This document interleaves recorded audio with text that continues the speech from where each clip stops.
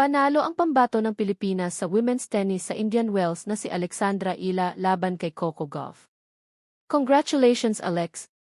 Nag-retire si Coco Gauff mula sa kanyang third round na laban sa Indian Wells noong linggo dahil sa isang nakakatakot na injury sa kanyang kaliwang braso na anya ay parang nasusunog. Ngunit nananatili siyang optimistiko na maaayos niya ang problema sa oras upang makapaglaro sa Miami.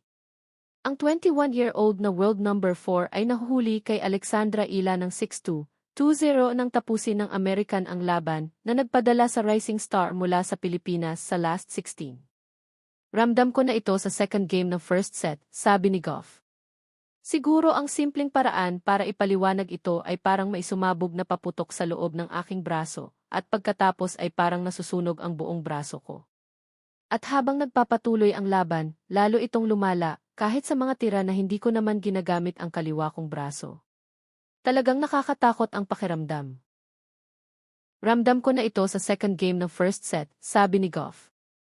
Siguro ang simpleng paraan para ipaliwanag ito ay parang maisumabog na paputok sa loob ng aking braso, at pagkatapos ay parang nasusunog ang buong braso ko.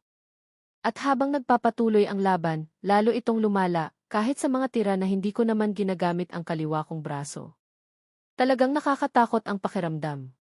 Dagdag pa ni Gauff na ang two-handed backhand ay karaniwang isa sa kanyang pinakamalakas na sandata. Nasasailalim siya sa MRI scan upang makakuha ng mas eksaktong diagnosis sa kung ano ang sinasabing malamang na isang problemang may kinalaman sa nerve.